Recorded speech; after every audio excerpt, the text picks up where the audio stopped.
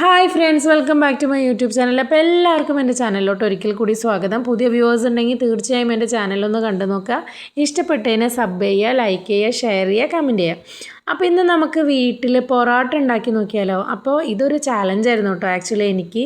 കാരണം ഞാനിത് വിചാരിച്ചിരുന്നത് പുറത്തുനിന്ന് മാത്രമാണ് മേടിച്ച് കഴിക്കാൻ പറ്റുള്ളൂ, നമുക്കൊക്കെ ഇത് ഉണ്ടാക്കാൻ പറ്റുമെന്നാണ്. പക്ഷേ നമ്മൾ മനസ്സ് വെച്ചാൽ നമുക്ക് ഉണ്ടാക്കാൻ പറ്റാത്തതായിട്ടൊന്നുമില്ല. അപ്പോൾ ഇതെങ്ങനെ ഉണ്ടാക്കാമെന്ന് നോക്കാം കേട്ടോ.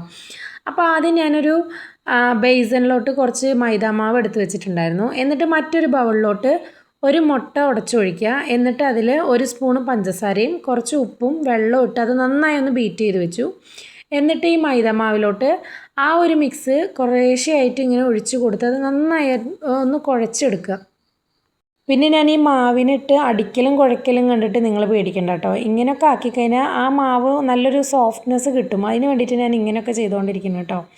അപ്പോൾ എൻ്റെ മോള് കണ്ടില്ലേ അടുത്തിരുന്ന് അതൊക്കെ നോക്കുക.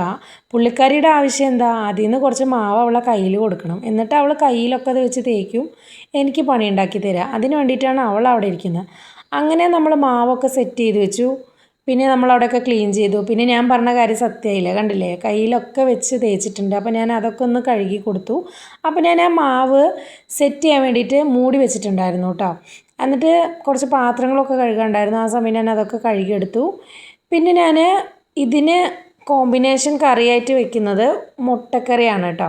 അപ്പോൾ മുട്ടയൊക്കെ ബോയിൽ ചെയ്യാൻ കുക്കറിൽ വെച്ചിട്ടുണ്ടായിരുന്നു. അതുമഴയ്ക്കും എൻ്റെ മോൾക്ക് പാല് വേണമെന്ന് പറഞ്ഞു. അത് പാല് കൊടുത്താൽ കുടിക്കൽ മാത്രമല്ല, അതിങ്ങനെ എൻ്റെ മടിയിൽ കിടന്നിട്ട് തന്നെ അവൾക്ക് കുടിക്കണം. അപ്പോൾ അവൾ പാലൊക്കെ കുടിച്ച് ഹാപ്പിയായി. എൻ്റെ അടുത്ത് കുറച്ച് നേരം വർത്താനൊക്കെ പറഞ്ഞ് ഞാനും മോളും അങ്ങനെ കളിച്ച് ചിരിച്ച് ഇങ്ങനെ ഇരുന്നു. കാരണം ഓൾറെഡി നമ്മൾ പൊറോട്ട ഉണ്ടാക്കാനുള്ള മാവ് അവിടെ സെറ്റ് ചെയ്യാൻ വെച്ചേക്കാണ്. പിന്നെ നമ്മൾ ഈ കുഴച്ച് വെച്ചിട്ടുള്ള മാവ് ഒരു 1/2 hour to 1 hour ഒക്കെ ഒന്ന് റെസ്റ്റ് ചെയ്യാൻ വെക്കണം കേട്ടോ. അങ്ങനെ വെക്കുകയാണെന്നുണ്ടെങ്കിൽ നല്ല സോഫ്റ്റ്നെസ് ഉണ്ടാവും. അപ്പോൾ ആ ഒരു ടൈം ഗ്യാപ്പിൽ ഞാൻ കറിക്കുള്ള സെറ്റപ്പൊക്കെ ചെയ്യാണ് കേട്ടോ. അപ്പോൾ മുട്ടക്കറി ഉണ്ടാക്കാൻ ആവശ്യമായിട്ടുള്ള സവോള, തക്കാളി, ഇഞ്ചി, വെളുത്തുള്ളി, പച്ചമുളക്, നാളികേരം എല്ലാം സെറ്റ് ചെയ്ത് വെച്ചു. അപ്പം ഞാനിവിടെ നാളികേരം അരച്ചിട്ടാണ് വെക്കുന്നത്. ഞാൻ നാളികേരത്തിൽ പെരുംജീരകം ഇട്ടിട്ട് അരച്ചാണ് കറി വെക്കാറുള്ളത് കേട്ടോ.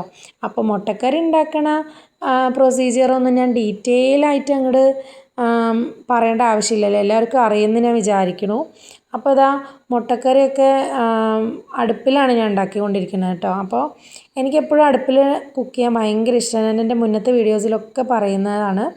അപ്പോൾ അത് നമ്മളൊരു കറി രൂപത്തിലാക്കിയിട്ട് അത് തിളയ്ക്കാനായിട്ട് അടുപ്പിൽ വെച്ചേക്കാണ്. ആ സമയം ഞാൻ പൊറോട്ട ഉണ്ടാക്കാനുള്ള മാവ് 1 മണിക്കൂറൊക്കെ ഏകദേശം ആയിട്ടുണ്ട്. അപ്പോൾ അതിങ്ങനെ തൊട്ട് നോക്കുന്ന സമയം നല്ല സോഫ്റ്റായിരുന്നു. അപ്പോൾ ഞാൻ ഇതേപോലെ ഓരോരോ ബോൾസ് ആക്കിയിട്ട് അതവിടെ മാറ്റി വെച്ചു. ആ സമയം ഞാൻ മുട്ട ബോയിൽ ചെയ്യാൻ വെച്ചിട്ടുണ്ടായിരുന്നു കേട്ടോ. അപ്പോൾ അതിൻ്റെ തോടൊക്കെ കളഞ്ഞ് ഞാനത് കറിയിലോട്ട് ഇട്ടു. കാരണം ഓൾമോസ്റ്റ് കറിയൊക്കെ സെറ്റായി വന്നിട്ടുണ്ട്. ആ ഒരു പച്ചമണമൊക്കെ മാറിയ ശേഷമാണ് ഞാൻ മുട്ട ഇട്ട് കൊടുക്കുന്നത് കേട്ടോ.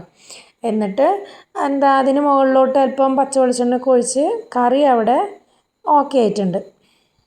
അതിനുശേഷം ഞാൻ ആ സെയിം അടുപ്പിൽ തന്നെ ദോശച്ചട്ടി വെച്ച് കൊടുക്കുകയാണ് കേട്ടോ. ഞാൻ ദോശ ഉണ്ടാക്കുന്ന ചട്ടിയിൽ തന്നെയാണ് ഇവിടെ പൊറോട്ട ഉണ്ടാക്കുന്നത്.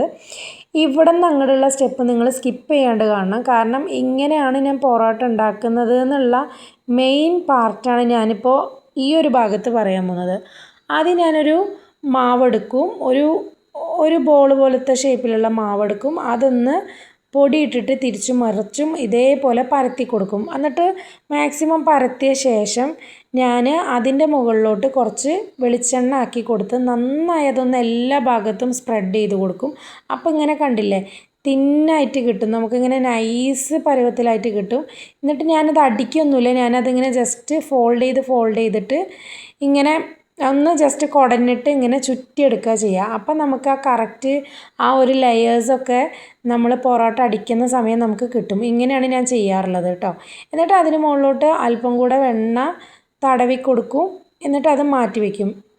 ഇനി നമ്മളിത് ചുട്ടെടുക്കുന്ന സമയം കൈ വെച്ച് ജസ്റ്റ് ഒന്ന് പരത്തി കൊടുത്താൽ മതി. അല്ലെങ്കിൽ നമ്മൾ ഇതേപോലെ പത്തിരിയോ മറ്റേ ചപ്പാത്തിയോ പരത്തുന്ന പലകയല്ല കുഴൽ വെച്ചിട്ട് ഇതേപോലെ ഒന്ന് പരത്തിയെടുത്താലും മതി കേട്ടോ. എന്നിട്ട് നമ്മളിതിങ്ങനെ പരത്തിയെടുത്ത ശേഷം നമ്മൾ കല്ലിലിട്ടിത് ചുട്ടെടുക്കുന്നതാണ് നെക്സ്റ്റ് സ്റ്റെപ്പ് കേട്ടോ. അപ്പോൾ ഇതുണ്ടാക്കുന്ന സമയം അത്യാവശ്യം നല്ല രീതിക്ക് ക്ഷമ വേണം. പെട്ടെന്ന് നമ്മളത് തീ കൂട്ടി അത് പെട്ടെന്ന് കുക്ക് ചെയ്തെടുക്കരുത്. കാരണം മൈദാമാവാണ്. അപ്പോൾ ഞാനിതാ അല്പം ക്ഷമയോടുകൂടി തന്നെയാണ് ഇത് ഉണ്ടാക്കുന്നത് കേട്ടോ. അപ്പോൾ തീയൊക്കെ ഒരു ലെവലിലാണ് ഞാൻ കത്തിച്ച് വിട്ടിട്ടുള്ളൂ. അപ്പോൾ ഇതാ കണ്ടില്ലേ, എൻ്റെ പൊറോട്ട ഏകദേശം തിരിച്ചു മറിച്ചിട്ട് ഞാൻ അല്പം എണ്ണയൊക്കെ തടവി കൊടുത്തിട്ടുണ്ട്. ഇനിയാണ് മക്കളെ അടിക്കണ കണ്ടില്ലേ, ഞാൻ പൊറോട്ട അടിക്കാനും പഠിച്ചു കേട്ടോ. അപ്പോൾ ഇങ്ങനെ അടിക്കുമ്പോൾ നമുക്ക് കറക്റ്റായിട്ട് ആ ലെയർ ഇങ്ങനെ വിട്ട് കിട്ടും. അപ്പോൾ ഞാൻ പൊറോട്ട എല്ലാം ഉണ്ടാക്കുന്നത് കാണിക്കില്ല, ഇങ്ങനെയാണ് ഉണ്ടാക്കുക. അതിനുശേഷം ഞാൻ ഇതാ കുട്ടിക്ക് കൊടുത്തു, അവൾ ഓക്കെയാണ്, അവൾക്ക് ഇഷ്ടപ്പെട്ടു. അതിനുശേഷം ഞാനും കഴിക്കുകയാണ്. ഞാൻ കഴിക്കണ സമയം എപ്പോഴും ഞാനൊരു മൂവി കണ്ടിട്ടാണ് എപ്പോഴും കഴിക്കുക. ഒന്നില്ലെങ്കിൽ ഫോൺ ഉണ്ടാവും, അല്ലെങ്കിൽ ലാപ്പിൽ ഞാനായിരുന്നു മൂവി കാണാറുണ്ട് കേട്ടോ. അപ്പോൾ ഞാനും ഫുഡ് കഴിക്കൽ കഴിഞ്ഞു. അപ്പോൾ നല്ല ഒരു ബ്രേക്ക്ഫാസ്റ്റ് മെനു ആയിരുന്നു കേട്ടോ. അപ്പോൾ എൻ്റെ വീഡിയോ ഇഷ്ടപ്പെട്ടാൽ എല്ലാവരും ലൈക്ക് ചെയ്യുക, ഷെയർ ചെയ്യുക, കമൻറ്റ് ചെയ്യുക. അപ്പോൾ നെക്സ്റ്റ് വീഡിയോയിൽ കാണാം. ബൈ.